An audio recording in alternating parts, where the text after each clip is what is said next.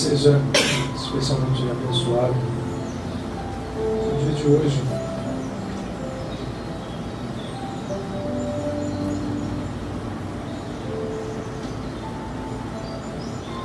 Na verdade, todos os dias se tornam chuva de bênçãos quando o sol se levanta até que ele se põe. Quando o nosso espírito está atento, ainda que não completamente desperto, mas ao menos atento à realidade suprema da vida. Todos os dias são bênçãos quando estamos nesse caminho. Mas nós podemos fazê-los especiais quando nos reunimos, como hoje. Não somos muitos, mas certamente cada um de nós é um coração que busca, de alguma forma, ainda que não saibamos com absoluta certeza se nossos passos vão por esse caminho, ainda que tenhamos notícias ao longe de que nossos passos se dão no próprio caminho, no próprio destino, porque jamais deixamos, em verdade, a casa de nosso Pai, nosso Criador, que também é mãe, que também é amigo, que também está dentro de nós, ainda que não saibamos, ainda que busquemos com esforços esparsos e irregulares. Quando nos reunimos, somos vários, porque a soma de todos nós, e na verdade, quando nos reunimos, a possibilidade infinita da unidade se abre de alguma forma aos nossos olhos.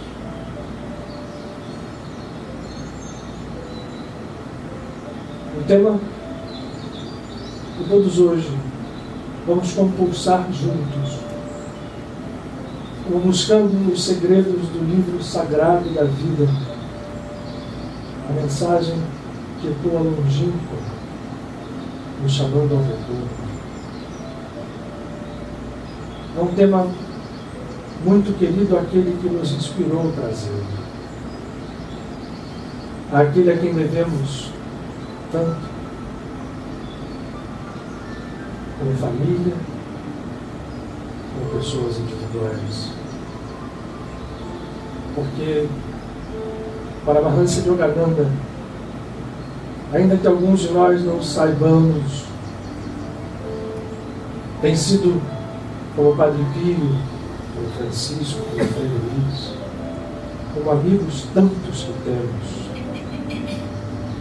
fiador do nosso esforço espiritual de reconstruir um templo abandonado por nós mesmos, nas vagas longínquas dos oceanos tumultuosos em que temos navegado. Para Maharishi Yogananda, para nós todos, esse fiador, esse amigo, esse guru, ou seja, um canal que expõe por completo a luz da divindade, de forma sempre humilde, nos sugere esse tema e nós vamos buscar também com humildade compulsá-lo juntos, porque a palavra de nosso Mestre tem e sempre terá sentidos profundos que não descortinamos a uma primeira mirada. Mas aonde podemos ver a mensagem da unidade, que sempre foi e sempre tem sido, se torna a mensagem primeira e última de nossos movimentos espirituais. Fazer nascer em nós esta centelha, ou melhor, retirar da frente os véus que temos colocado diante dela, pois ela sempre esteve ali, ela nos sustenta, nos dá vida. Leve-nos. Retirar esses véus, fazer com que ela brilhe e brilhe cada vez mais, descobrindo que ela, que brilha em nós, é a mesma que brilha em toda a criação, que brilha no seio divino, e sua luz tudo cura, tudo reharmoniza, tudo liberta, se torna e urge sempre mais o nosso único trabalho. Como disse o Cristo em Jesus, esta é a obra. Que tenham certeza de que eu sou, através da fé, que eu e o Pai somos um, e que eu e o Pai, sendo um, somos um contigo, aquele que realiza esta obra e se une a mim, está livre da morte.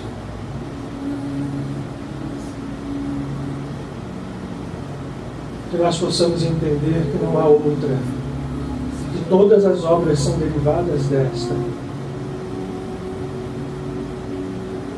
para que as ilusões não tomem mais as nossas energias,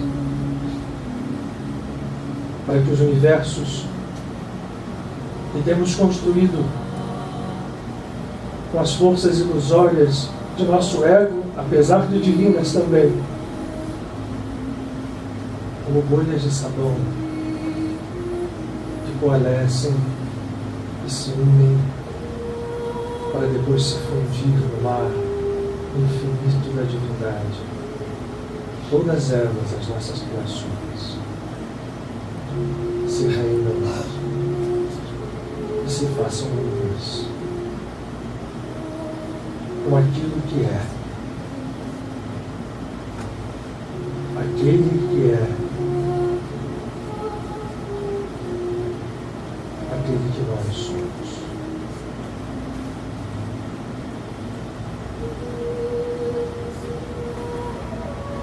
Abençoa, nós pedimos,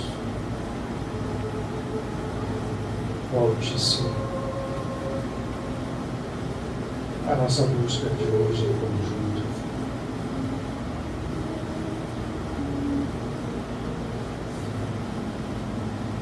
Amém.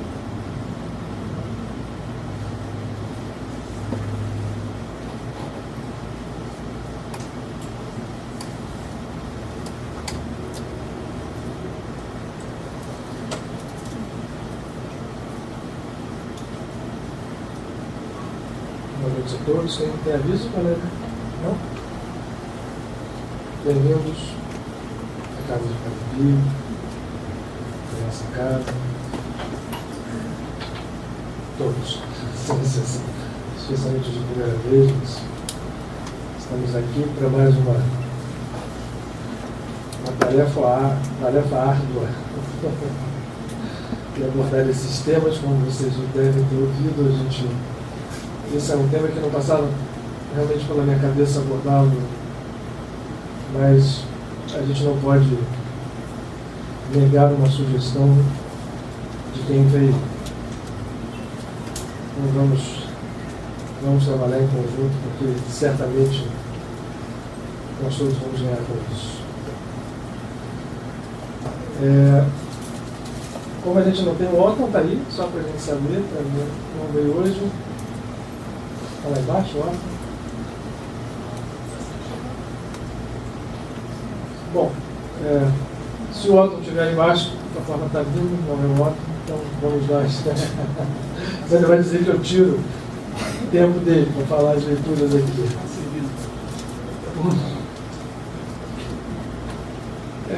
Vamos apagar essa.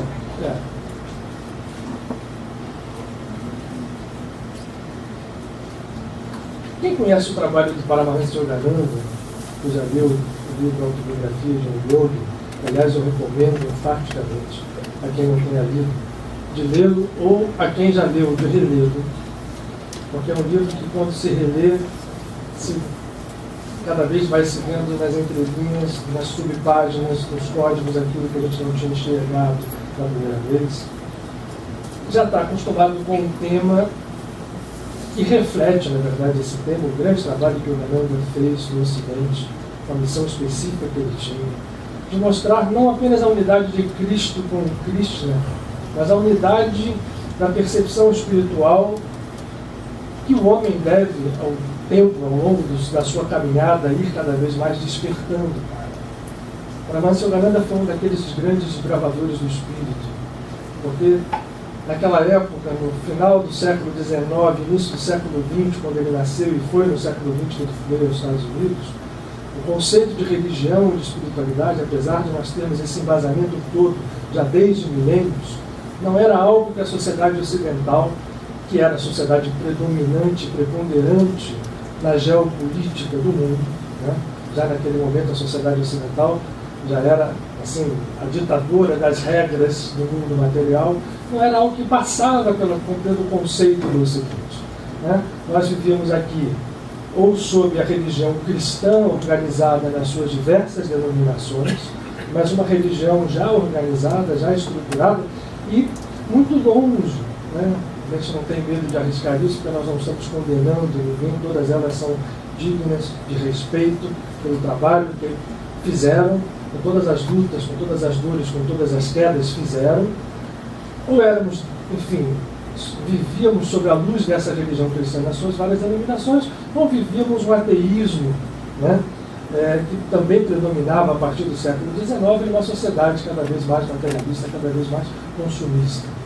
A visão espiritual, seja do Oriente, hoje nós vamos falar de Krishna aqui, mas na nossa casa, a gente, graças a Deus, tem a liberdade de poder abordar diversas visões de espiritualidade e, como tema principal do nosso trabalho, entender como elas são, na verdade, a mesma essência, a mesma substância, sob diversas aparências, até para que as pessoas pudessem ter acesso, cada uma dentro da sua capacidade. Toda a visão espiritual oriental, seja ela vinda da Índia, seja ela vinda do Egito, seja ela vinda da Kabbalah, por exemplo, que é a tradição espiritual hebraica ou judaica era também muito mal entendida, porque o judaísmo também é constituído como uma religião não tão organizada quanto a cristã, mas organizada, se posicionava ele também próprio contra a sua espiritualidade mais profunda.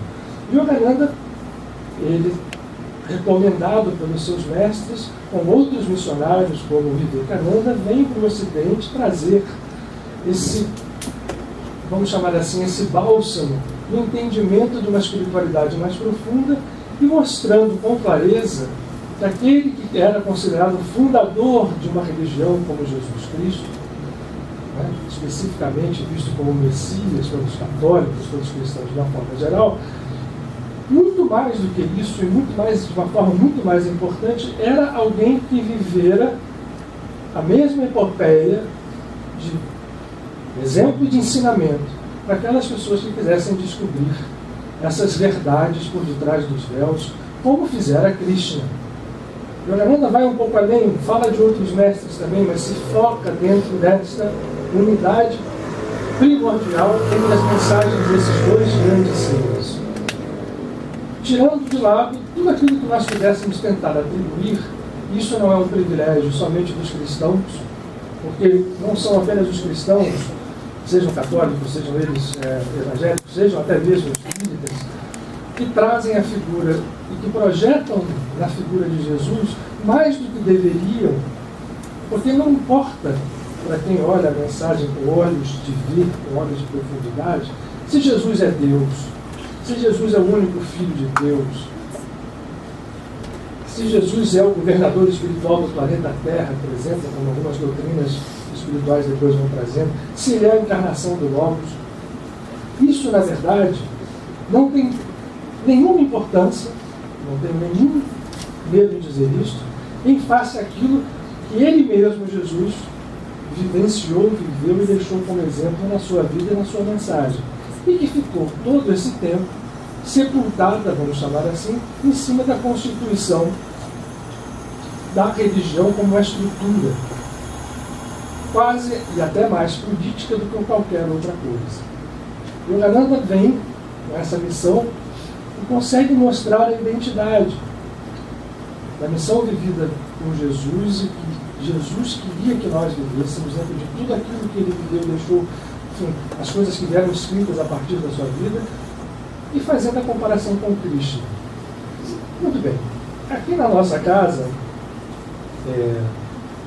desde que ela foi fundada, em 1997, na verdade, desde que nós começamos a nos reunir, a determinação de Padre Pio era muito clara.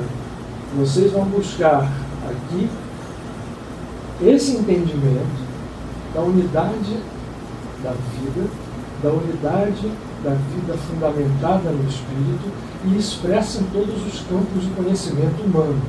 Melhor dizendo, expressa em todos os campos da vivência humana. Seja o conhecimento científico, seja o conhecimento religioso, seja o conhecimento filosófico, qual seja ele, tudo tem que expressar uma unidade. Esta é a regra básica. Se a gente não encontra o fio de unidade, não significa que esse fio não exista, significa que nós temos que procurá-lo um pouco mais. E mais, toda esta vivência, este é o grande propósito que nos foi dado, né, ao grupo que se junta aqui nesta casa. E certamente há muitos outros. Eu sempre gosto de fazer parênteses aqui, porque, principalmente para quem está conosco há pouco tempo, ou para quem vem pela primeira vez, para não parecer que nós estamos aqui nos colocando numa postura de exceção. Ou seja, a gente aqui né, recebeu uma missão e essa missão compete só a nós, então nós temos alguma característica de detentores da verdade, de uma parte significativa da verdade. Não é nada disso. Fecha parênteses. O que nós procuramos aqui sobre determinação de Padre Pio é não só entender e conhecer isto, mas à medida que esse entendimento se faça, transformar isso em vivência. Porque de todas as coisas, o mais importante é que nós saibamos viver. E eu queria só para quem que vai a Mendes aqui? Bastante gente. Não sei se vocês já viram quando o Marco colocou o anúncio, nós fizemos uma modificação.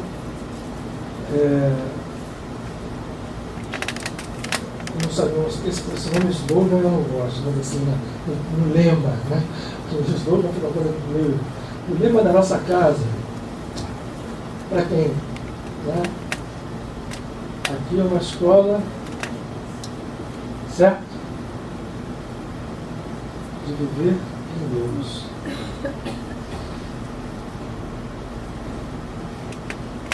Dentro desse processo todo que nós estamos vivendo, né, de receber essas orientações de forma mais específica dos nossos amigos, teve uma pequena mudança. Não foi erro de grafia, nem o Marco esqueceu. Se vocês forem ler lá no comunicado que já temos tema para Mendes, né? E o tema é o exercício da unidade, da vivência da unidade, numa escola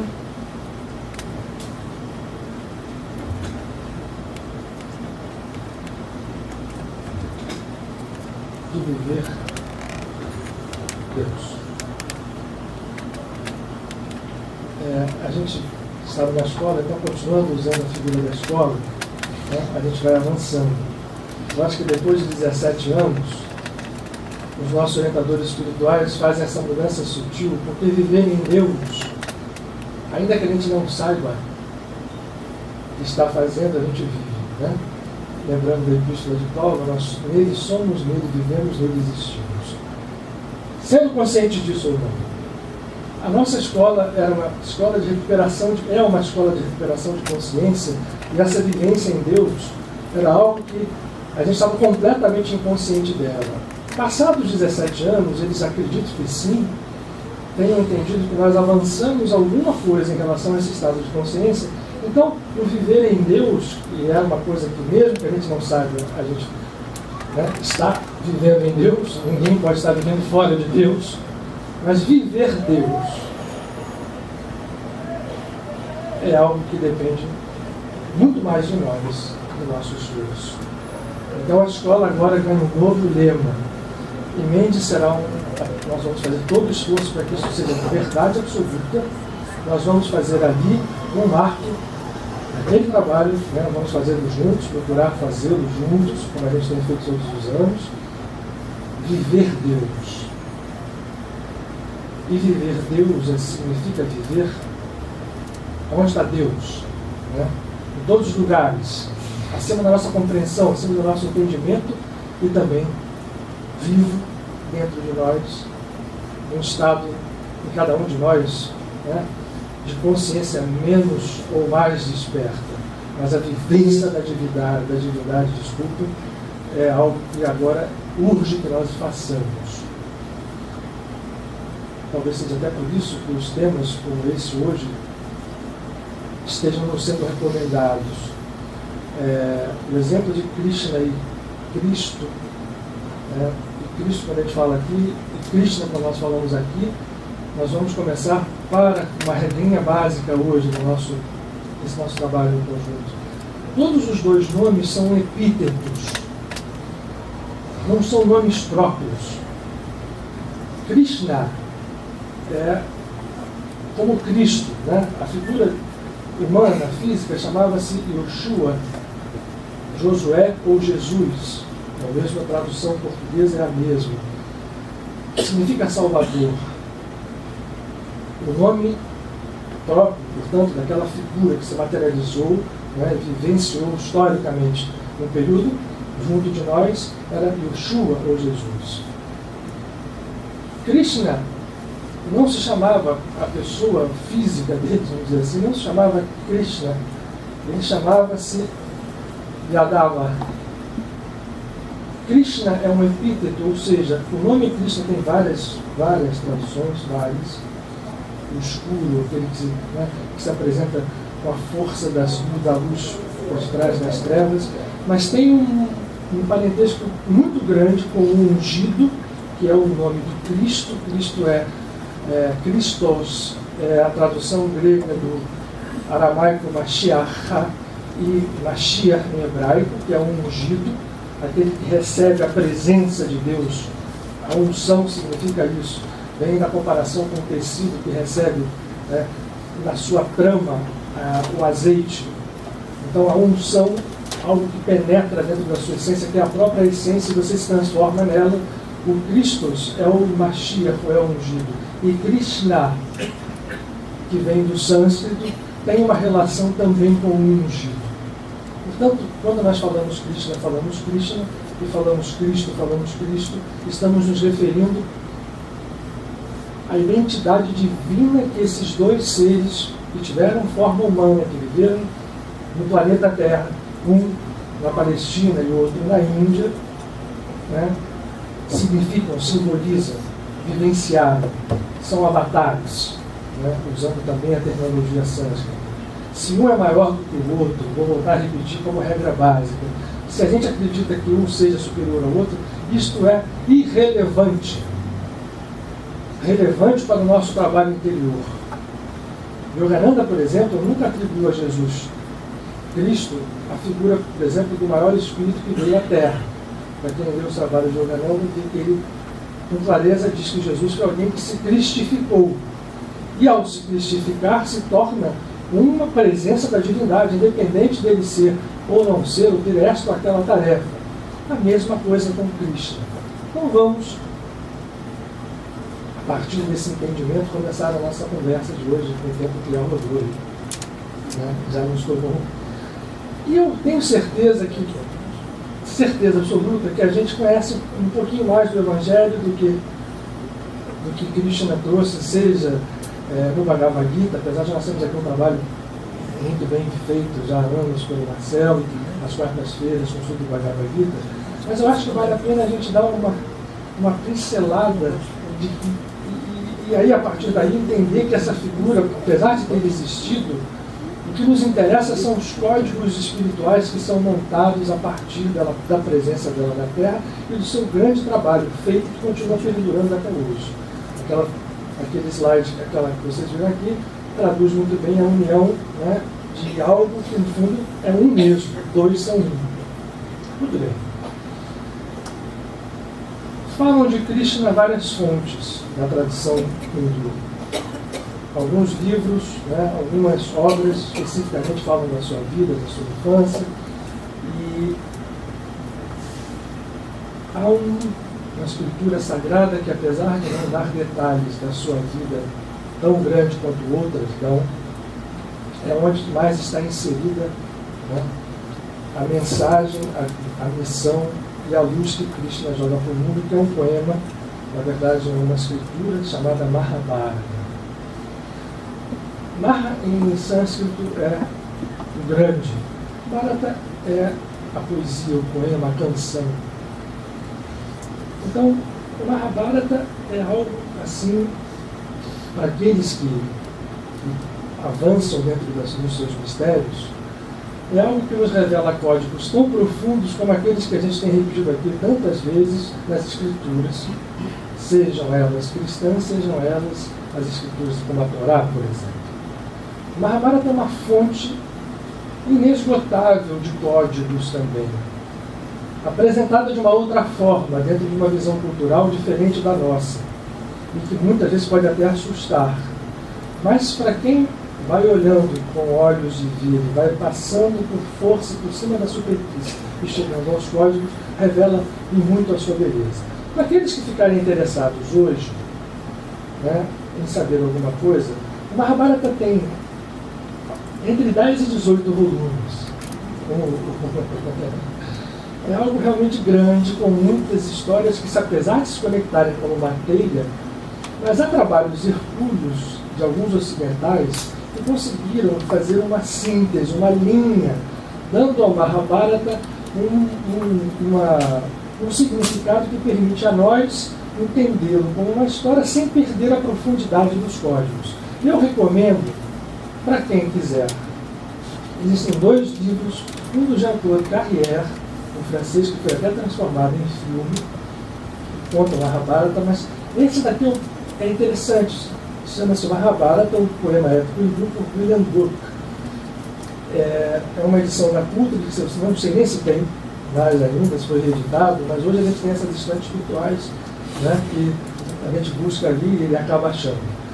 É muito interessante porque aqui vocês vão ver esse poema nos mostrar a sua beleza, ele não perde a beleza estética, e ao mesmo tempo nos revela a belíssima lição espiritual que aqui está posta. Que, na verdade, é a mesmíssima que está posta nessa escritura aqui, que condensa a Torá, os livros do chamado Antigo Testamento, dos profetas, os relatos das crônicas, dos reis, enfim, os salmos e o Evangelho. É a mesma coisa. Na verdade, a substância de códigos entre as duas escrituras, aquilo que nos é ensinado por esses 2 seres, é a mesma coisa.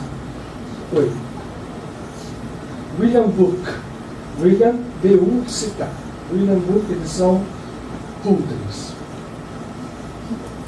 Então, antes da gente começar a falar sobre Krishna, a figura dele mesmo, eu vou rapidamente, né, dar uma pincelada para quem não conhece. Né? Jesus a gente sabe, né, que nasceu no presépio, em Belém, toda aquela história toda, a gente conhece bem a história. Vamos falar um pouco da história de Krishna, mas para vocês verem como é interessante o que se fala do Mahabharata, vejam. Isso aqui é um diálogo pré-história do livro, travado entre Vyasa e Ganesha. Todo mundo já ouviu falar, né, agora que ele se Ganesha, aquele simpático deus com a cabeça de elefante, corpo humano, filho de Shiva e Parvati, que é o amanuense do Mahabharata. A partir de Vyasa, que conta a história do Mahabharata e é um dos participantes ativos dessa história também. Mas vejam só esse parágrafo para mostrar a importância do que está escrito aqui. é sacado de lá. Sim, diz Ganesha, este Bharata, ou esta canção, é uma mina de preciosidades, como o oceano profundo. Quem o ouve e compreende, mesmo que só uma parte, liberta-se das cadeias que forjou para si com suas obras boas e más. É importante a gente frisar. Forjou cadeias com suas obras boas e más. E encontra grande sucesso, pois o Mahabharata é excelente e tem em si o poder da vitória. Aquele que o conta a quem pediu para ouvi-lo, dá-lhe como presente toda a terra, com seu cinturão de mares, e permaneça aqui comigo, portanto, ao Ganesha. Conte-me a história. Ganesha diz, aqui permanecerei e lhe contarei. Bom, Krishna vai aparecer ao longo de todo o Mahabharata, na sua parte mais importante. De dentro do Mahabharata, é importante, talvez alguns de vocês não saibam disso, muitos sabem, saca-se isto aqui, o Bhagavad Gita, que é um momento específico, retirado de dentro do Mahabharata, um diálogo entre Krishna e um dos Pandus, Arjuna, onde nesse diálogo se faz uma tábua de iniciação, onde Arjuna completa a sua iniciação espiritual antes de entrar numa batalha que é descrita em detalhes no livro e que, enfim, também cheia de símbolos, vai levar à vitória dos Pandus sobre os Kurus. Mas vamos para Krishna. É interessantíssimo porque a forma como o Mahabharata é escrito, como todas as escrituras védicas são escritas, elas não têm tempo.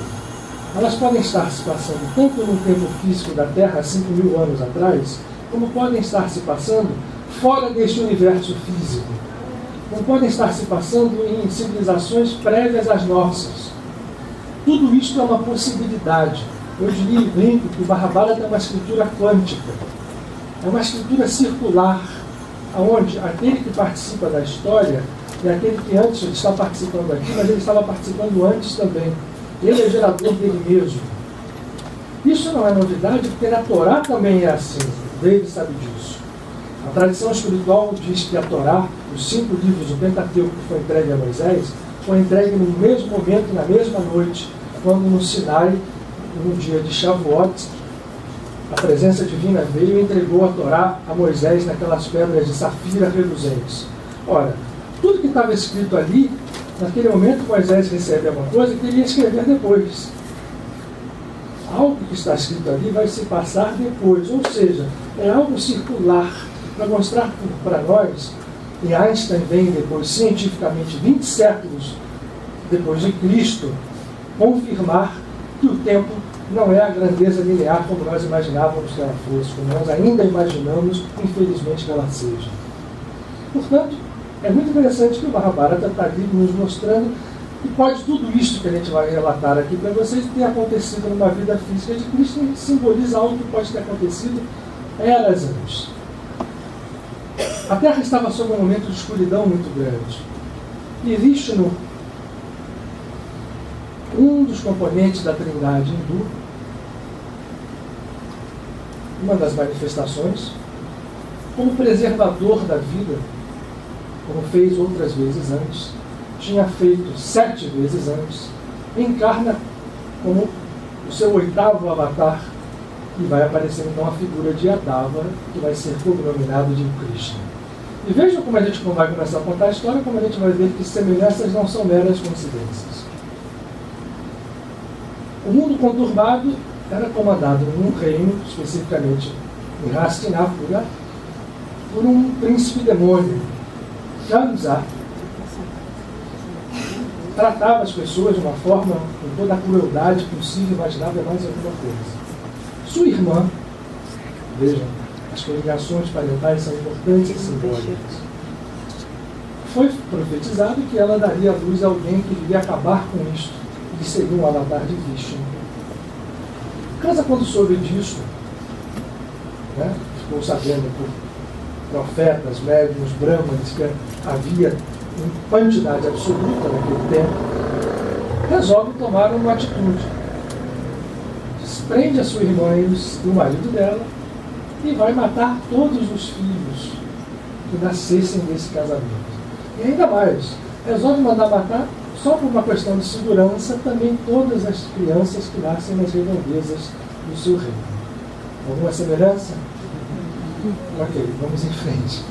Os 7 primeiros filhos são mortos, assim como foi descrito. Nascia, ele pegava e matava. O 8º filho, e esse número 8 já tem um significado, porque a oitava é, né, termina um ciclo de 7, o 8 inicia um novo ciclo. O 8º filho, que não foi concebido por relação sexual, isto é claro em todas as escrituras, foi concebido pela força mental. Ao nascer, quando Kansa vai matá-lo, quando pega a criança, em vez da criança aparece o próprio Vishnu. Vishnu, completamente materializado, tanto que se dizem, a tradição hindu não fala do nascimento de Cristo, fala do aparecimento de Cristo. Como também em Jesus, né? Mais ou menos uma coisa meio semelhante. E Vishnu diz, chega, esse você não mata, tudo fica paralisado, paralisa-se o palácio, paralisa-se tudo, ele se entrega a bebê às mãos de seu pai verdadeiro, né? E o pai vai levá-lo para ser cuidado e crescido por uma mãe adotiva. Krishna como criança, a gente tem um Krishna criança aqui, cadê ele? Aqui embaixo, a gente tem uma figurinha de Krishna criança. Há histórias deliciosas sobre ele, como uma criança arteira, como uma criança levada, como uma criança que não sossegava, que adorava comer leite e manteiga. Vocês estão vendo em algum lugar aqui, não? Alguém pegou. Gostou. Ou ele se escondeu, porque também pode ser. E ele gostava de fazer isso, de fazer brincadeiras com tudo que era possível, e era alguém que dava um trabalho absurdo a seus pais. E apanhava por isso, né? Ficava de castigo por isso. Até que um dia, ele, numa arte muito grande que fez, porque ele foi roubar a manteiga de uma vizinha, era conhecido como menino ladrão de manteiga, ele derruba tudo que tinha em cima da prateleira e mais alguma coisa. Aí a sua mãe, agora não dá, agora eu não poderia ter convencido a sua mãe adotiva, né? E achou, galera. Vai no meio da praça e prende Krishna. Amarra ele numa coisinha e deixa ele ali de castigo, para todo mundo ver que ela agora estava tomando uma... E qual não é a surpresa quando as pessoas vão chegar perto da criança para brincar com ela, e todo mundo que chegava, na hora que a criança abria a boca, as pessoas eram tomadas de súbito por uma percepção que viam dentro da sua boca o cosmos inteiro. E começou a colocar medo. Ele passou a noite, as pessoas eram chamadas, todo mundo chegava ali, olhava e via aquilo. Então, esse menino tem alguma coisa diferente. Então vamos soltá-lo, vamos deixá-lo fazer as coisas que fez, e Krishna continua sendo um menino arteiro, ladrão de manteiga. Isso também tem um significado. A manteiga é a essência do leite, é aquilo que é retirado a partir do esforço, né? O bater, o fazer. Então, Krishna vai estar sempre, tudo na sua vida vai estar sempre focado, como também Jesus, em esforços específicos da criatura, retirar a essência das coisas, trabalhar com a essência e não com a aparência. Ele cresce como um jovem formoso, forte. Seu pai era um criador de vacas e ele era um pastor de vacas.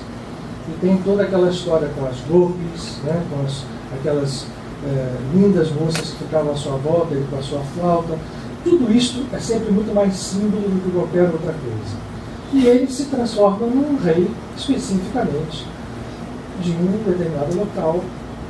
E nós vamos encontrar aí histórias e mais histórias dos feitos heróicos de Krishna.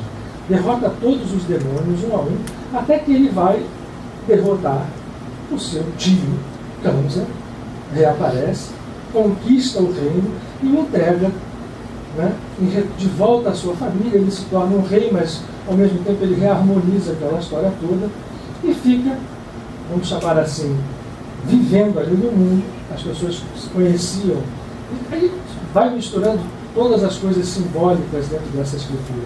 É uma escritura em que o simbolismo vem evidente, muito mais evidente, por exemplo, que nas escrituras hebraico-cristãs. Até que chega o momento dele se cruzar com os Pandavas ou os Pandus, dos quais um deles se chamava Arjuna. Todo mundo nessa história é parente. Isto também é um simbolismo. No final das contas, os maus, os bons, os vilões, os heróis, todos se unem por laços de parentesco. E vão sendo os laços de parentesco levados até a primeira essência. O Mahabharata começa assim e termina assim. Mas, num determinado momento, dois irmãos, Pandu e Dhritarashtra, que são dois irmãos, têm que dividir um reinado. O reino deveria caber a Pandu. Mas Dhritarashtra, que era cego, nascera cego, era forte, porém cego, era muito mais egóico que seu irmão, que não queria ser rei, não tinha nenhum interesse em ser. Essa história, para que a gente resuma ela bem, né? Não se esqueçam que são 10 ou 18 volumes, e um livro inteirinho como esse aqui, ela, quando abre mão do reino, entrega os seus filhos, que são 5. Os Pandus, ou os Pandavas, são 5, a este tio cego de Dhritarashtra, que teve 100 filhos, de uma forma muito estranha, porque a sua mulher, ele era cego de nascença, e Gandhari, que era sua mulher, para acompanhá-lo, passa uma venda nos olhos, transforma-se também numa rainha cega. Todos os dois, tanto Pandu quanto Dhritarashtra, eram da linhagem dos Kurus, ou os reis lunares, ou a civilização lunar. Isso também é um símbolo, porque o nosso destino final é nos transformarmos em luas plenas e depois no próprio Sol. A civilização Kuru era uma lua minguante. Né? Aqui no hemisfério sul é assim que a lua minguante fica, né? No hemisfério norte é o contrário. Mas era uma civilização lunar, ou seja, levada por dualismo, por altos e baixos, por fases, por ciclos que se seguem repetidamente a representar a força kármica que agia na humanidade. Muito bem, esses 100 filhos que nasceram numa bola de carne horrorosa, né, paridos por esta Gandhari cega, são primos diretos dos Pandus, dos 5 Pandus, dos quais um, vou repetir, Arjuna, era filho, todos eles, é importante dizer para vocês, eles eram filhos de Pandu, mas eram filhos adotivos, porque Pandu tinha uma maldição que ele recebera quando caçava na floresta e acertou sem querer um servo não viado, que estava fazendo amor, que estava se unindo à sua companheira. E ele jogou uma maldição em cima de Pandu, dizendo: você jamais poderá na sua vida fazer amor, porque no dia que você fizer, você morrerá. E os seus filhos serão filhos adotivos, gerados por quem? Pelos deuses do panteão hindu, que são deuses poderosos, fortes, que governam o mundo, mas que não são deuses de poder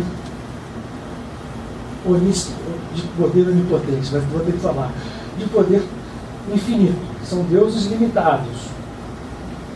Arjuna é filho de Indra, o grande deus dos trovões, o deus que se equivale na mitologia, por exemplo, ao Júpiter greco-romano.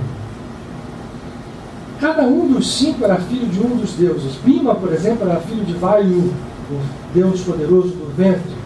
Os Ashvins, os deuses gêmeos, geram Nakula e Sahadeva. E Yudhishthira, que era de todos o mais velho, aquele mais, eram 5, é filho de Dharma, o senhor do destino. Todos eles gerados por mantras que sua mãe, Kunti, que por sua vez era prima de Krishna, aprendera uma vez com um Brahmane que passara na sua casa. E ela tinha tido mais um filho, chamado Karna, que era filho de Surya, o deus do sol. Bom, esses primos começam a se bater, a brigar, a ter inveja. Os Pandus eram bonzinhos, eu não vou contar a história deles aqui. Mas há um momento em que essa história toda se rompe, e após uma série de acontecimentos em que os reinos são recuperados, os reinos são perdidos, exílios na floresta dos Pandos, os Kurus, né, esses 100 filhos, eram comandados por um especificamente chamado Duryodhana. O Duryodhana era alguém cruel, egóico, que queria tudo só para si. E ele vai encurralando os Pandus até que ele os submete a um exílio de 12 anos. E no 13º ano eles teriam que voltar para recuperar o reino. Quando eles chegam para recuperar o reino no 13º ano, Duryodhana, que governava em lugar de seu pai, esses nomes são, eu vou tentando botar vocês aqui na linha. Dhritarashtra, o rei cego, era pai de Duryodhana. Gandhari, a rainha que botou uma venda para ficar cega junto com o marido, era a mãe dele. Eles, dois tios de todos os 5 Pandus. Quando eles voltam do exílio, dizem assim, olha, a gente cumpriu o nosso exílio, né, que foi perdido num jogo de dados, né, o reino que eles perderam no jogo de dados. Quando eles voltam do exílio para recuperar o reino, Duryodhana fala assim, quem foi que disse que eu vou dar de volta? Os grandes exemplos, para Mahansa Yogananda tem um trabalho muito bem feito no Bhagavad Gita, onde ele faz uma comparação simbólica entre Duryodhana, esse chefe dos Kurus, é a expressão mais poderosa do nosso ego distorcido, do nosso ego separado da divindade. E quando ele diz que não vai dar, tenta-se de tudo, Krishna aparece, entra nessa história, ele, como parente deles, tenta fazer um tipo de trabalho diplomático. Vamos fazer assim, vamos fazer assado, vamos dar nisso, vamos daquilo. Quando a coisa não acontece, não se resolve, há que haver guerra. Vocês determinaram isso, vocês perderam a chance, o karma vai acontecer. Agora não tem mais chance, a guerra é inevitável. E quando essa guerra se apresenta, Arjuna, que era um espetacular arqueiro, vai comandar o exército dos Pandus, e quando chega na frente do exército contrário, quem é que ele vê do outro lado? Seus primos, seus mestres, seus instrutores, seus amigos, e ele diz, eu não vou lutar. O avô Bhishma, se eu chego do outro lado e vejo aquilo ali, é uma tendência natural, eu não vou lutar, para mim isso aqui, como é que eu vou atingir aqueles a quem eu mais amo? Krishna, então,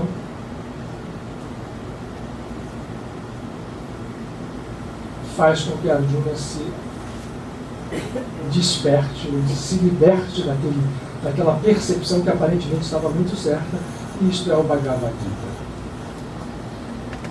A grande mensagem de Krishna está condensada realmente aqui. E ela que se assemelha, porque não poderia ser de outra forma, à mensagem e à identidade daquilo que alguns milênios depois a figura de Yoshua, na expressão completa do Cristo, que é o mesmo Krishna, veio referendar para nós. Como nós vivíamos pelo menos, né, num mundo completamente dissociado, era dual e dissociado, em que as coisas aconteciam na Índia 2000 anos atrás, mas as informações que chegavam eram distorcidas, lentas no tempo, lentas e distorcidas no tempo, as duas coisas ao mesmo tempo. Hoje não. Hoje, com a visão que nós temos do universo, o universo que cresceu, tudo cresceu, fica muito mais forte nós percebermos essa unidade e trabalharmos com ela. Porque se nós entendermos essa unidade e olharmos as duas grandes mensagens, elas duas podem nos fornecer instrumentos de vivência crística muito poderosos. Se eu consigo unir, e foi esse o trabalho de Paramahansa Yogananda, de outros mensageiros, mas dele especificamente, não só os conceitos, mas tudo aquilo que foi vivenciado por esses dois grandes seres e exemplificado por eles para nós, nós não temos dúvida de que o nosso caminho de libertação está traçado e se o seguirmos, a libertação será encontrada. E vamos ao Bhagavad Gita. Eu tenho irmãos, apesar de muita gente não gostar, eu tenho irmãos de uma tradução do Humberto Roden. Então eu vou partir daqui para o Evangelho. Porque para que a gente entenda, principalmente aqueles que não têm tanta intimidade com o Gita, como as coisas são essencialmente a mesma. Mesmo. Essa tradução é do Humberto Roden. E muita gente não gosta que diz que ele distorce, mas ele, ao contrário. Eu acho que o Roberto Roden, ele dá, sem distorcer o texto, ele dá uma vivacidade ao texto muito grande. Isso para nós eu acho que é fundamental. Eu selecionei alguns trechos. Recomendo também a quem não tem, que tenha um Gita em casa. Figuras como Gandhi, por exemplo, né? Gandhi carregava um Gita debaixo do braço. E tudo que ele tinha de dúvida, como a gente faz com a Bíblia, ele abria o Gita a Êxodo e dali ele tirava as suas respostas e assim por diante. Yogananda também fazia isso. Satya Sai Baba, né? Acho que é uma coisa muito perto de nós, né? O respeito, a vivência, tudo que ele se baseou nos ensinamentos do Gita. Que são, o tempo físico que isso decorreu, não foi mais de 15 minutos, porque estavam os dois exércitos prontos, um de cada lado, e Arjuna tinha jogado no chão o seu arco, né? Seu arco poderoso, chamado Gandiva, que atingia tudo, disparava mais de 1 milhão de flechas ao mesmo tempo. Se eu ler para vocês as coisas que estão, vocês vão ver que fantástico é esse simbolismo, essa beleza poética do Mahabharata. Ele joga esse Gandiva no chão. E ao jogar no chão, mostra com clareza quanto ele é apegado, aparentemente, como o ego é apegado a certas coisas que aparentemente são boas. Né? Eu estou ali com os meus parentes do outro lado. E Krishna começa a instruí-lo e a libertar. Eu separei algumas passagens assim, para que a gente pudesse ir, enfim, sem passar do nosso tempo, entender certas coisas fundamentais aqui, a identidade disto com o trabalho de Cristo em Jesus. Logo no início, Krishna deixa claro para Arjuna o que ele está ensinando a ele é o caminho do yoga. Essa palavra todo mundo conhece, ficou até meio perdeu um pouco do seu significado no Ocidente. O yoga virou, às vezes, até uma das suas escolas, que é o Hatha Yoga. Eu vou fazer yoga na academia, vou fazer isso aqui. Essa palavra tem um simbolismo muito profundo. Isto aqui, esta raiz sânscrita, significa união. Melhor dizendo, unidade. É desta raiz que se deriva, nas línguas ocidentais, o lupus latino e o Yehuda hebraico,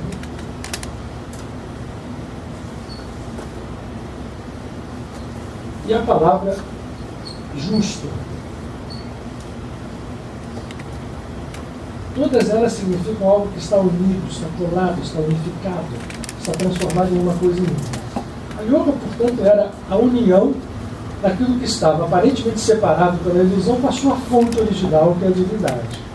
E quem estava falando aquilo era a própria divindade, porque naquele momento, quando Krishna começa a falar, e é como também quando Jesus começa a falar nos evangelhos, sai de cena a figura física, sai de cena a personalidade humana, e começa a falar a própria divindade. A divindade, mas como? Deus desceu do céu e veio falar? Não. A divindade que está e sempre esteve ali em essência, e que está e sempre esteve ali, e sempre estará em essência em todos nós, na criação inteira. Mas naquele momento ela se expressa com toda clareza através de alguém que se torna o seu avatar. Portanto, quem fala com Cristo, como Arjuna, como quem vai falar com seus discípulos, é Deus, sim. Através de Jesus, através de Krishna. Os ungidos. O yoga, que é, portanto, a união, expressa o yugos e expressa aquilo que vem de Yehud, em hebraico, aquilo que une. E justo, em português, que é aquilo que está justo. Eu sempre brinco. Por que uma calça é justa? Ela tem justiça, ela sabe melhor as coisas do que as outras? Não. Ela é justa porque ela está apertada. Tem até uma brincadeira, mas se for essa calça está mais justa do que Deus. Ou seja, está muito ali. A justiça, portanto, na sua característica original, vem disto aqui, de yoga. Jesus usou, já fazendo uma primeira comparação com o Evangelho, venham a mim, não a Jesus. Lembrem-se, quem está falando é o Cristo, é Deus nele, e naquele momento é realmente a divindade. Venham a mim porque o meu yugos é suave. Eu não estou pedindo a ninguém que faça nenhum malabarismo para se livrar do pecado. Eu só estou pedindo que se una à divindade que nesse momento fala por mim. Portanto, ele vem, Krishna, e fala isso com toda clareza na abertura do Gita, a Arjuna. E agora eu vou ler aqui para vocês. Eu já te disse, ó príncipe, 2 caminhos de libertação se abrem diante de ti. Agora eu vou passar a palavra ao Gita e ao Evangelho, você vai fazer comentários adicionais. Para que os que estão dispostos a meditar, 2 caminhos se abrem diante de ti. O caminho da sabedoria, para os que estão dispostos a meditar, e o caminho da ação, para os que preferem agir sem apego. Entretanto, esses 2 caminhos são um só. Ninguém se liberta da escravidão do seu agir pelo fato simplesmente de não agir. E ninguém atinge a perfeição interior só por desistir da atividade externa. Ninguém pode existir um só momento sem agir. A própria natureza o compele a agir, mesmo sem querer. Pensar também é agir no mundo mental. Quem é extremamente inativo, mas cede a desejos internos, esse ilude a si mesmo. Mas aquele que, pelo poder do Espírito, alcançou perfeito domínio sobre seus sentidos e realiza todos os atos externos, ficando internamente desapegado deles, esse homem possui sabedoria. Isso aqui poderia se dizer que poderia ser um resumo do Gita. Krishna está dizendo o seguinte: a dualidade nos engana, porque a gente fica às vezes pensando assim, melhor é a obra, melhor é não sei o que, a ação é melhor. Nada é, por si só, significante ou significativo sem a visão da unidade. Portanto, eu estarei sempre agindo em algum campo, no campo mental, no campo emocional. Nós estamos despejando pensamentos no universo o tempo inteiro. E isto é ação. A minha ação material é uma parte da ação. Se eu cesso só a minha ação material, mas dentro de mim, a minha estrutura interna está desconectada ou fora completamente de algum parâmetro de unidade, ou ainda que imperfeitamente ligada, eu não estou me abstendo da ação. Eu posso até pensar que estou, mas não estou. Eu estarei agindo e continuarei agindo. Então, aí ele começa a falar, mas como é que eu posso fazer para que a sabedoria chegue a mim, agir sem apego àquelas coisas que eu faço? O que é agir sem apego? É ir desconectando, por exemplo, daquele Duryodhana, os meus atos das idiosincrasias do meu ego. Se eu vou desconectando os meus atos dessa visão do ego, que na Kabbalah é a visão do receber para si mesmo, querer só para si, sem compartilhar, quando vou fazendo isso, a minha ação se torna uma ação eficaz. E é um agir sem agir. Bom, toda ação que não for praticada como um ato de culto divino redunda em escravidão. Pelo que, Arjuna, ser livre do apego e pratica os teus atos como um culto divino, sejam as tuas atividades atos de adoração. Nós vamos encontrar o Paramahansa falando e repetindo isso. Se eu me levanto no meu dia e tudo que eu faço como um culto à divindade, eu não faço como meu ego, todos os meus atos são atos santos, são atos de adoração, são atos que nos ligam à divindade. Foi só ele que falou isso? Não, nós vamos ver isso repetido depois pelo próprio Jesus. Ele diz, eu não ajo por mim mesmo, quem age em mim é o Pai. Tudo que eu faço não sou eu quem faço, nem o que eu faço é para o meu prazer ou para o meu gosto. Eu faço aquilo que o Pai em mim faz, e portanto, esta obra não é minha. Não é minha quem? Do ego. É assim de quem? Do Pai nele. Quem é o Pai nele? A divindade, a própria divindade. Paulo depois nas epístolas vai dizer também com toda clareza que aquele que faz algo com o coração puro, esse não inflige pecado, porque tudo é puro para aquele que tem o coração puro. Isso é muito difícil para nós alcançarmos. Nós estamos ainda vinculados ao ego. Temos que ter muito cuidado. Mas a nossa meta é esta. Para chegarmos lá, é preciso passar por alguns graus de limpeza interna. Esses graus de limpeza interna são nos ensinados pelos dois grandes mestres. Krishna nos ensinando isso com os métodos meditativos de purificação e Jesus nos ensinando isso também com métodos meditativos, só que não tão claramente expostos quanto estão no Bhagavad Gita. Mas Jesus, com toda a clareza, Yogananda é um expert em explicar isso, mostrava que eu preciso estar num estado que ele chama de estado de oração. Ele diz orar sem cessar. Ora, sem cessar não é a pessoa que está ali para nós termos certificado de 24 horas por dia. Orar sem cessar é estar naquilo chamado um estado de oração que se atinge neste grau meditativo, onde oração e meditação chegam a se confundir.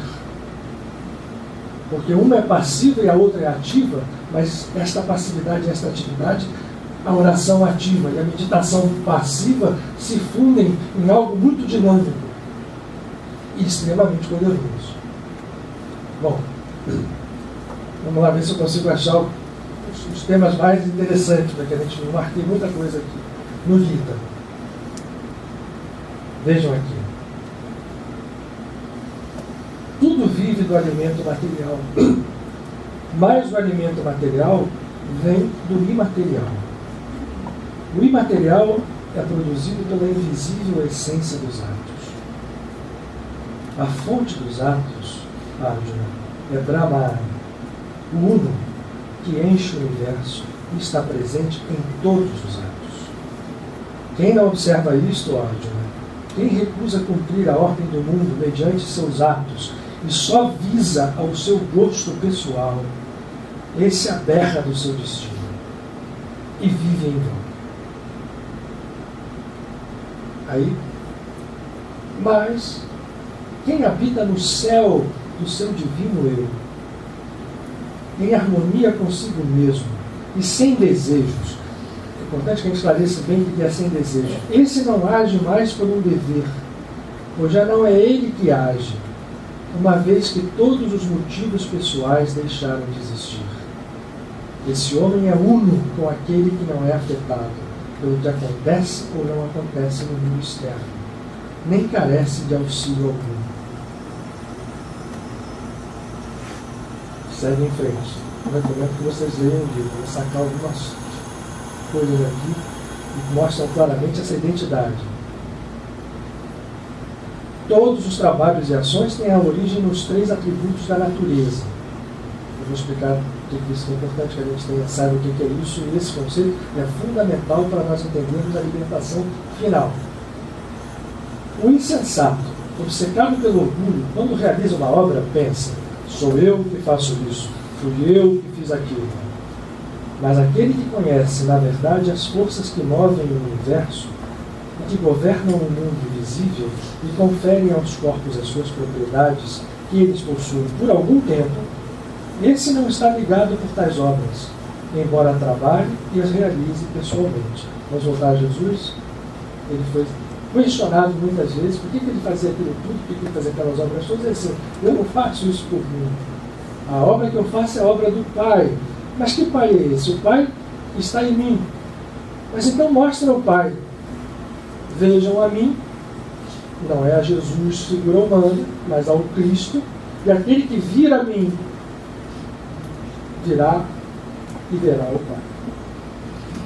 Porque o Pai está em mim e estará em todos aqueles que vierem também a mim. A mim, volto a repetir, o Cristo, a centelha divina, que ele repetidamente aponta para todas as pessoas a dizer: aquele que bebe do meu sangue, aquele que come da minha carne, esse, que assim o fizer, não provará a morte. Isso gerou um escândalo absoluto nas pessoas que estavam em volta, que entenderam isso de forma literal. Mas o que ele queria dizer era: a minha essência crística Se for servir de alimento, esse alimento imaterial que o Krishna está dizendo aqui, quando alguém come desse alimento imaterial, ele entra, se transforma, ele também num outro Cristo, ou passa a expressar a sua natureza crística. Ao fazer isto, está liberto da morte. Não sou eu que vivo, mas é o Cristo que vive em mim. Né? Eu morro todos os dias, dizia Paulo, para que o Cristo viva. Eu que morre é o ego. E que era o que Arjuna estava fazendo naquele momento. Começava a fazer aqui. Vamos lá. Arjuna pergunta, porque ele faz perguntas a Krishna. Qual o poder, mestre, que impele o homem a cometer pecado e contra a sua vontade o obriga a isto? Fala Krishna.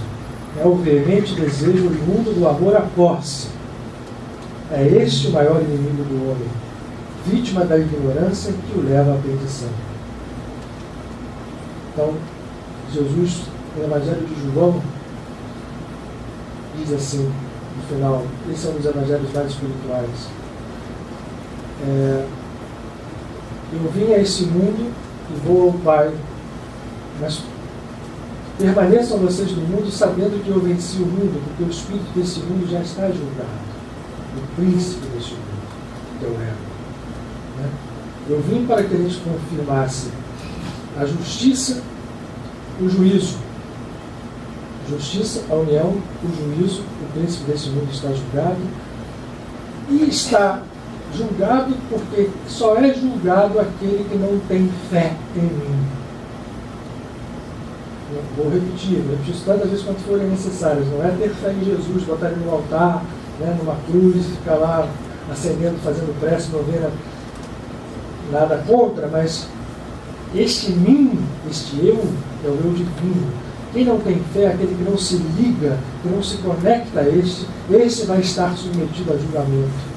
Porque este faz esse tipo de ação, certamente é aquele que está descrito por Krishna aqui, que é o que faz somente pelo seu ego, para ter posse, para receber só para si mesmo, para movimentar o mundo segundo a sua visão estreita, e não segundo a visão cósmica e infinita da sua natureza divina. Porque o ego também é divino, a sombra também é divina, o mal também é de origem divina, mas o entendimento profundo das raízes dessa história nos faz superar as aparências que tomaram mal, dor e sofrimento e romper essas cadeias em direção a uma unidade superior que nos está sendo apresentada aqui por Krishna, como também nos foi trazida por Jesus. Vamos lá. Mais um pouquinho. Essa folha já foi porque eu já passei dessa página. Então, para a gente. Diz, depois dessa história toda, diz Krishna: uma vez, Arjuna, que conheceste o eu supremo, supera os sentidos, a mente, as emoções, pelo poder do eu sou. Derrota os teus inimigos, que em formas vagas a ti se apresentam.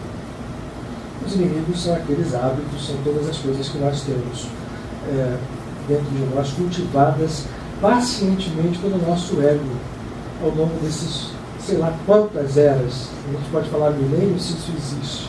Como o tempo não existe, não sei de onde nós viemos carregando isto.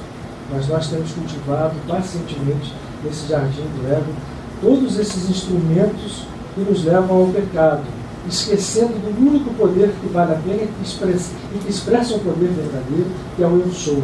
O preço para isto é o desapego de todas as coisas muito caras a nós, que nós achamos que tem importância, que tem valor, como aqueles laços, né, de parentesco que estavam ali, e como Jesus também falou isto. Na verdade, Jesus não teve na frente uma batalha com Krishna, mas tem um momento muito duro de Jesus. Né? A gente costuma colocar Jesus também, aquela figura, né? Mas há momentos duros. Um deles, que se linka isto aqui, é quando ele está na casa de Pedro, onde ele usava uma base para fazer os seus ensinamentos, e que chega assim: olha, está aí fora sua mãe e seus irmãos, querendo falar com você que você não tem que... Alguma coisa que eles devem ter dito lá, tipo assim, sai daí que tem Ele para e fala assim, quem é a minha mãe? Quem são os meus irmãos? Apesar de todo mundo saber do amor que ele tinha com Maria. Mas naquele momento ele diz assim, minha mãe e meus irmãos são aqueles que estão unidos a mim no cumprimento da vontade divina, que é uma só. Continua ele repetindo sempre.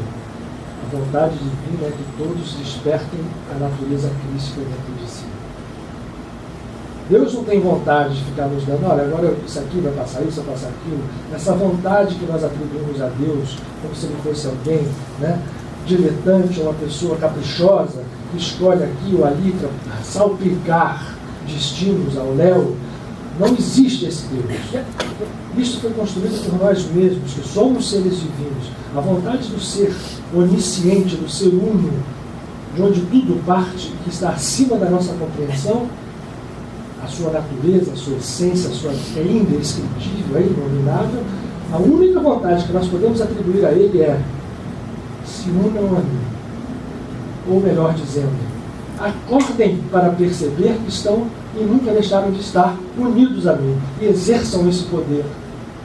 Mas para exercer esse poder eu preciso esse preço aqui, é o desapego, é sair fora não adianta eu exercer um poder egóico. O poder egóico é um poder divino distorcido. É divino, mas é distorcido. Eu preciso exercer esse poder com a absoluta consciência da divindade. É outra coisa. É um pouco diferente, na verdade bastante. Krishna vai mostrando a Arjuna essas coisas. Bom, vamos lá. É muita coisa, a gente não vai conseguir fazer tudo para vocês. Lá em Mendes, de repente, a gente usa um tempinho dentro do que eu estou pensando, mas vejam aqui. Olha uma pergunta de Arjuna interessante para Krishna. Qual é o destino final do homem, ó mestre, que, embora devoto, cheio de fé, não possui perfeita renúncia e é inconstante nos seus exercícios espirituais? Todos nós, né? Então essa é uma pergunta que vale a pena para nós todos aqui. Krishna responde, continua ele, será que esse homem, olha Dava, perecerá como uma nuvem que a tempestade dissipa? Será que ele, aberrando da senda da sabedoria e da ação justa, acabará no puro nada? Quisera ouvir de ti, ó Krishna, a solução da minha dúvida, porque só tu me poderás dar essa resposta cabal. Fala, Krishna. É assim que o Bhagavad Gita se dispõe. Ó filho de Pritha, esse homem não será aniquilado, nem neste mundo nem no outro. Quem ama a verdade não trilha o caminho da ignorância, quem age com sinceridade não perecerá.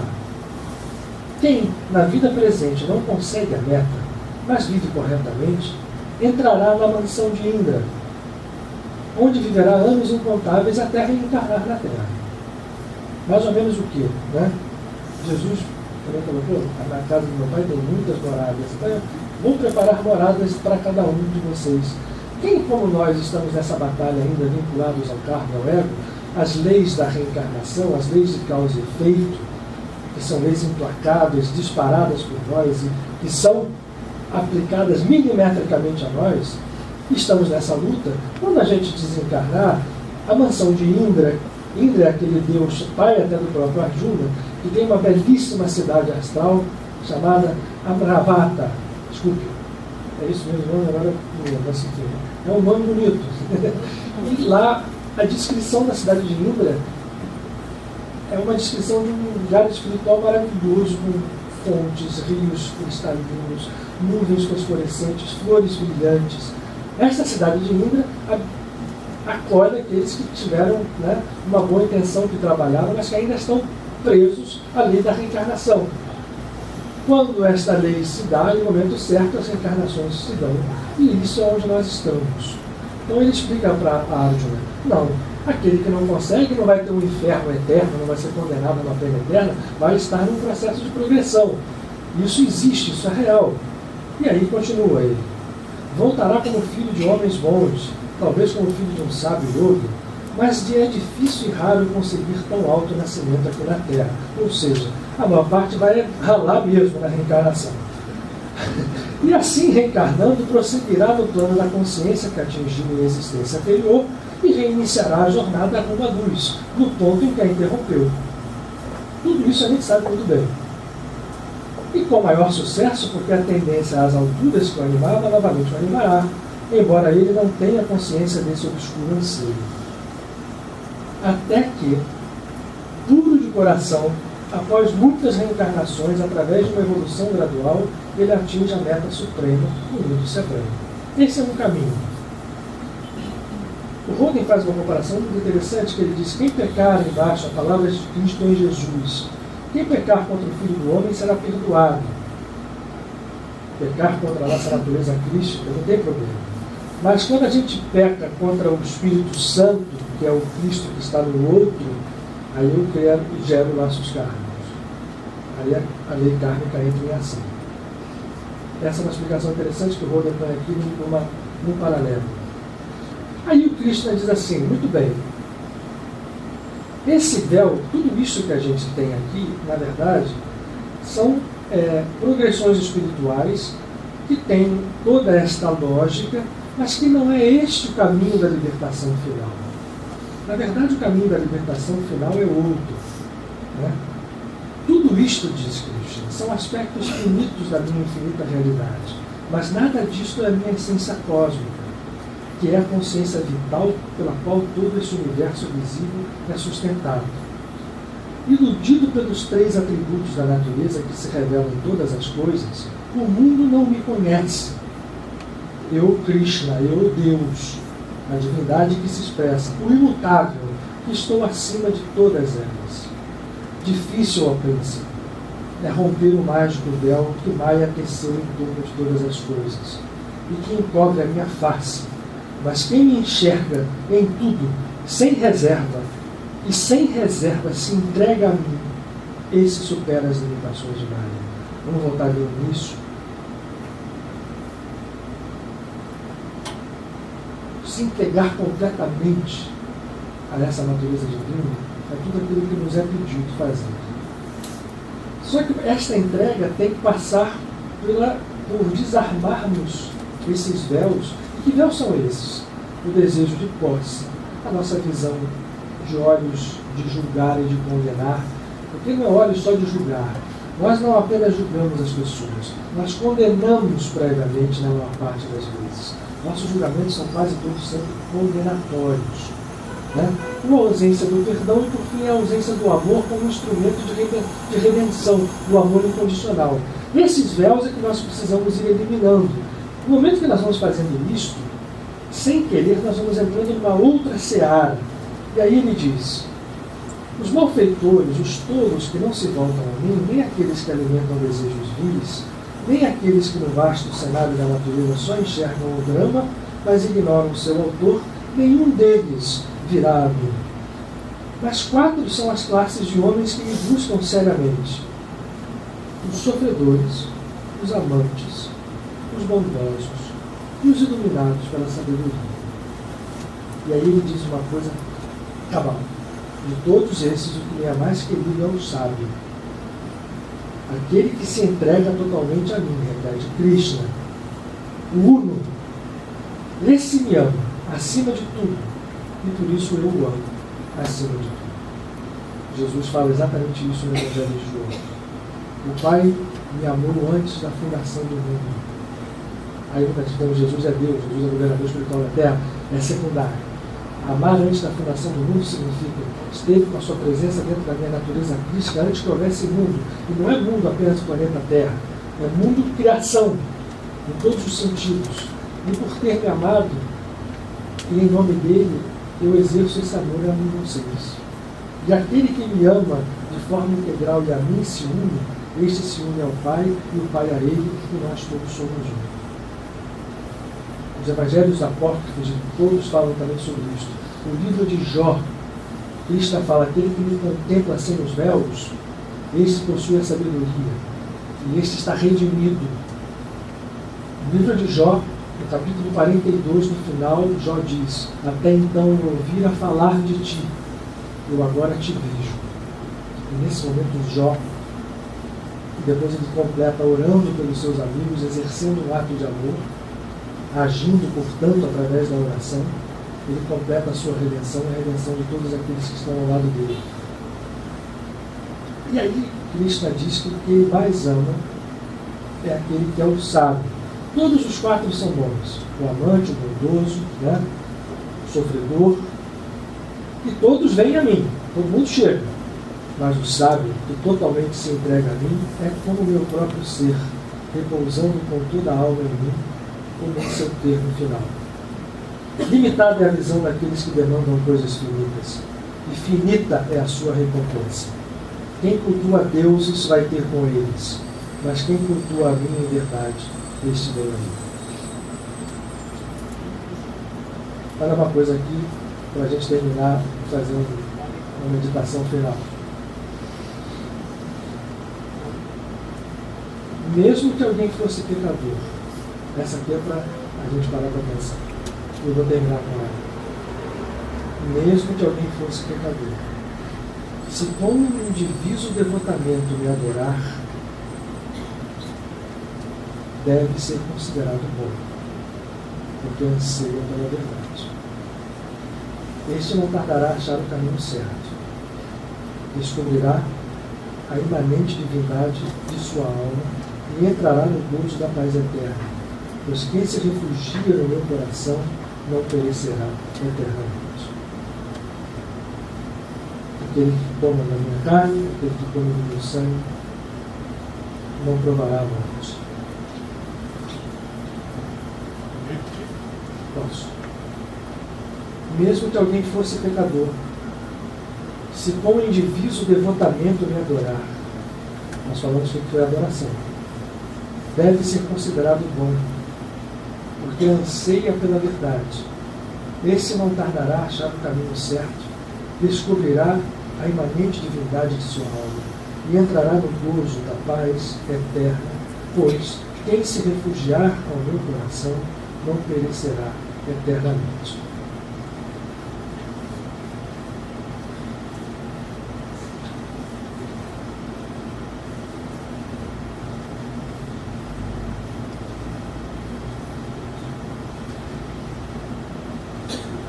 Eu falei que era a última, mas eu vou ler mais uma última para você. Me perdoe.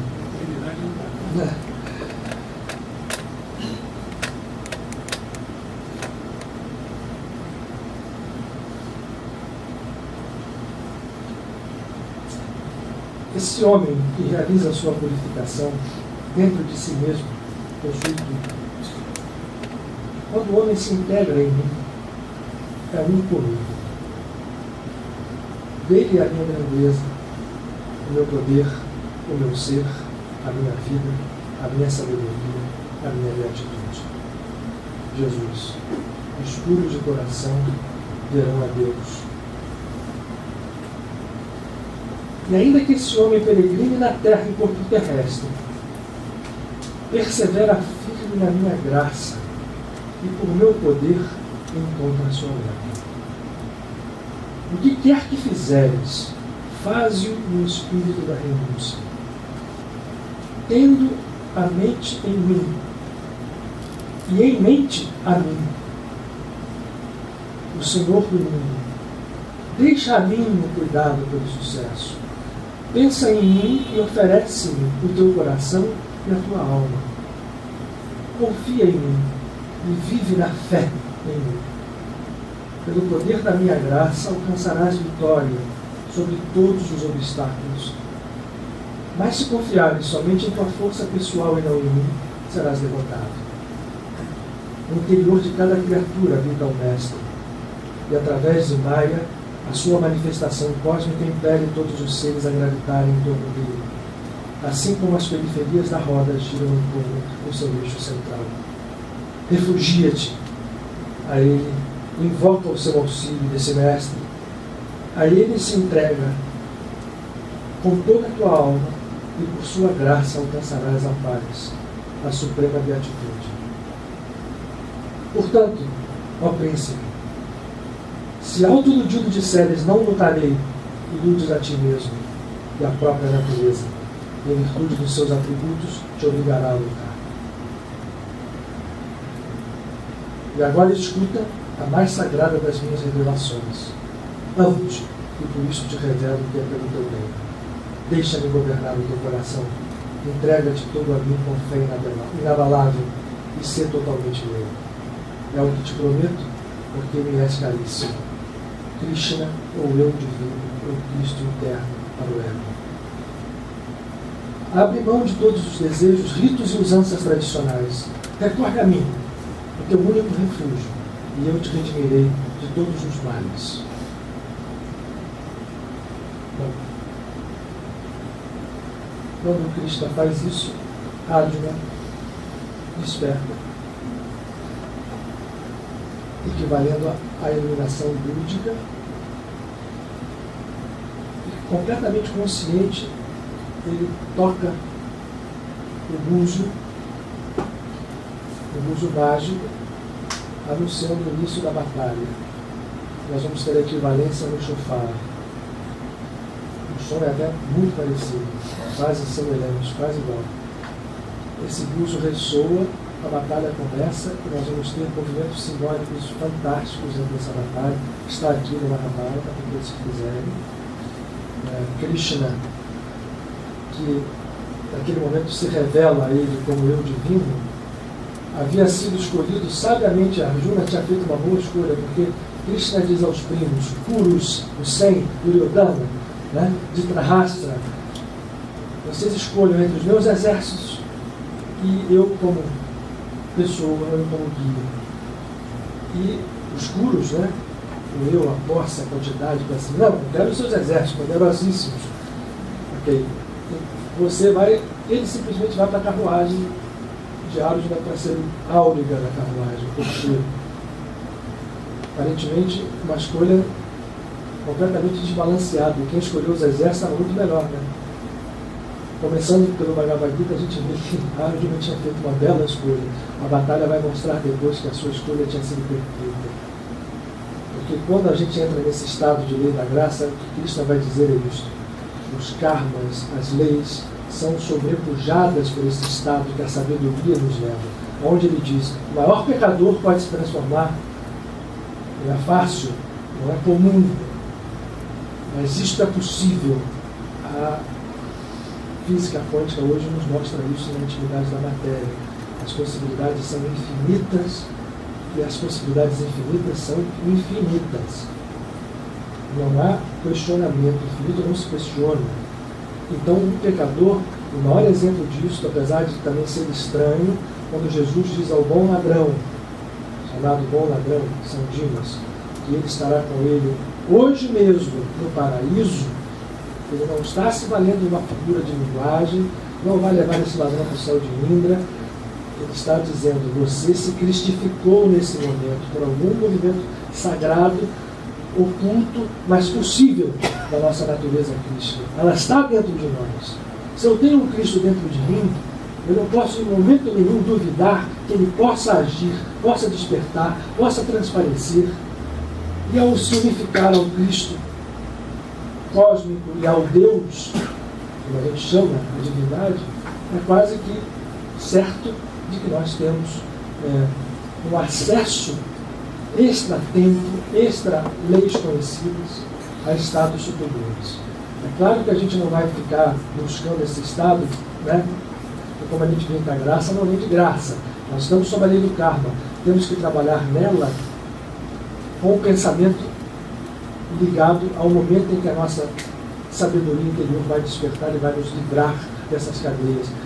Jesus disse, eu sou o caminho, a verdade e a vida. Isso é muito sério. Jesus não é Jesus, é o Cristo, como falou o Cristo na Arjuna. Quando diz a verdade, ele fica calado quando diz a verdade, ele rebate. O conhecimento da verdade é a libertação. A libertação final é o conhecimento da verdade. É saber, conhecer no sentido profundo da palavra, da experiência, da vivência da verdade. É o que nós estamos buscando. Aí eu queria, só nesse finalzinho, eu trouxe duas coisas para vocês verem. Só duas ilustrações. Não temos nada grande. para comparar os conceitos sobre a natureza única de Krishna e de Cristo, que na verdade é a nossa natureza.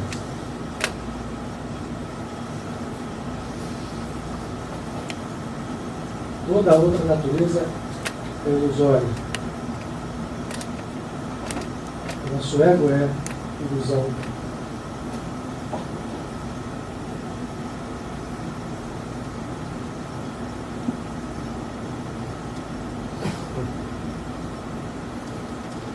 Aqui, nos últimos 2 anos, essa é uma imagem bela, com muitas, que mostra. Eu diria que nós vamos ser complacentes conosco mesmo. Nós estamos aqui, nessa luz, pensando nessa linda luz, os nossos chakras estão começando a ser centros verdadeiros de vida, estamos meditando, estamos trabalhando, então a gente está aqui. Esse Cristo individual se liga ao Cristo universal e tudo isso é um. Na verdade, esta tríade de figuras expressa a unidade de onde parte o homem original, o grande Adão Kadmon, que é o Adão, que é o Senhor. A união desse eixo central com a nossa presença aqui, quando nós conseguimos fazer isso acontecer, as ilusões do ego se desfazem e essa expressão se torna cada vez mais realidade.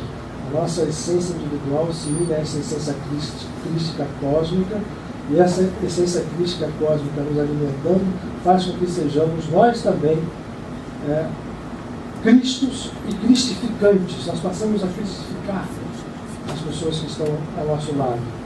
Nós vamos nos tornando. E a outra? A outra é mais curiosa, porque essa daqui certamente a gente tem mais. Mas veja uma coisa. Falamos da batalha do Bhagavad Gita. Então aqui apresento a vocês Yadava Krishna, Yadava o Krishna. Você estava forte, né? Aqui está Yadava Krishna, aqui está Arjuna a seus pés. Aqui representa certamente o momento do Bhagavad Gita, onde ele é iniciado nesta verdade suprema. Aqui está a sua carruagem, os seus cavalos, o seu arco Gandiva jogado no chão, aquilo que eu descrevi para vocês. Aqui está as suas armas todas espetaculares, algumas delas recebidas direto de Shiva, jogadas ao chão e sem a luta. E aqui estão os elefantes, os 2 exércitos posicionados para a batalha de Kurukshetra, ou o campo de Dharma, como é chamado, no local dessa batalha. E Krishna é o seu cocheiro. Mas Krishna, nesse momento, essa figura, está representando a divindade. Naquela visão do Cristo são 3. Vejam quem é a figura que fala, o Deus que fala, o Adam Kadmon, chama-se na tradição oriental Narayana. Narayana é, na verdade, um homem fundamental, ou um Purusha, um ser divino, ou um Deus, que se reflete nos homens. Vejam que Narayana, ele tem sobre a sua cabeça 12 serpentes elevadas. Significa o seguinte, em nós está aqui a Kundalini, enrolada. O nosso trabalho é levar a nossa serpente. Narayana completa as 12 serpentes. Ou seja, completa o ciclo. E vejam que na cabeça de Narayana estão expressos todos os deuses do panteão hindu, para mostrar que todos são um só. Aqui está o nosso Ganesha, simpático, na sua tromba de elefante, só para mostrar a vocês. Mas aqui está Agni, o deus do fogo, soprando fogo. Aqui está Indra. Aqui está o próprio Vishnu e o próprio Shiva. Brahma, desculpem, aqui. E aqui uma série de deuses, todos eles, Narasimha, todas as outras encarnações de Vishnu, Rama e as armas de Vishnu. Mas mais interessante é a unidade, mostrando que Narayana está naquele momento se expressando integralmente por Cristo, iniciando a área de onde somos nós, o nosso ego. Então, o Deus universal se manifesta em tudo, e quando o nosso ego desperta, nós somos os vencedores da grande batalha final, na verdade, a única que nos cabe. Então, foi isso que eu trouxe para vocês aqui. Vamos só 2 minutinhos de fechar as luzes, para que a gente possa fazer uma...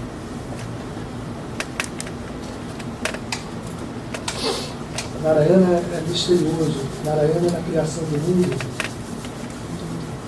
a mitologia, ele vive num mar de leite. E ele faz com que esse leite se agite. E daí surgem todos os universos. Surge primeiro o Brahma do ser vivo, o Deus Criador. Depois ele se transforma em mulher e gera Lakshmi, a sua consorte. E depois, como Lakshmi, se torna o Criador dos mundos, da ilusão, e na sua língua cósmica, ou no seu grande jogo cósmico, faz com que tudo retorne a si. E, portanto, aquele que percebe isso, supera a dor e o sofrimento, supera todas as dualidades do mundo, e passa incólume, se transforma num vencedor. A grande afirmação, quando nós falamos em Sânscrito, uma expressão, a expressão é Jai, ou seja, vitória. Jai Ma, vitória mãe.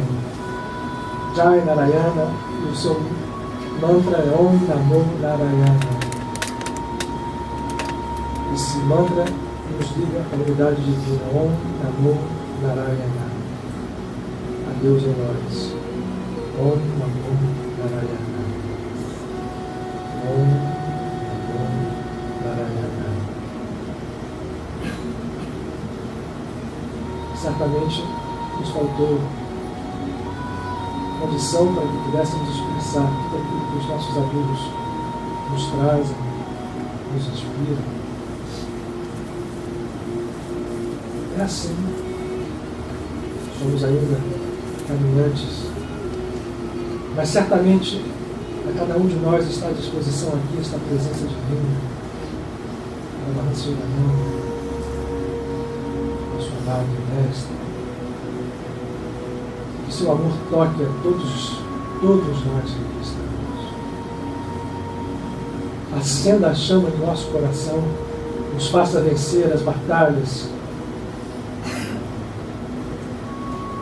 com todos os nossos hábitos, com todas as estruturas tão caras ao nosso ego. Entender que esta vitória se dá pelo instrumento mais simples, mas mais poderoso que temos, o amor incondicional, a entrega total do nosso ser a esse poder infinito, sem medo, sem temor algum. Que nós sejamos libertos, nós todos que estamos aqui, cada um de nós precisa de libertação. Que aqueles a quem amamos possam ser libertos também, porque estão conosco nesse momento. Os nossos mais caros, libertos, protegidos, pais, filhos, mulheres, maridos, mães, irmãos. Mas liberta, Senhor. Liberta a todos, porque estamos aprendendo a enxergar como tu enxergas, irmãos, como filhos teus, como nós mesmos, ainda que eles venham com a intenção de nos ferir. Liberta-nos, Senhor, a nós todos. Como árvore aos pés de Cristo, como João aos pés de Cristo, como Yeshua aos pés de Moshe, como Elisha aos pés de Eliardo, e aos pés de Paramahansa e Yogananda, de Padre Pio. Nós oramos, liberta-nos, pacifica-nos, para que sejamos nós também pacificadores. Que a paz seja conosco.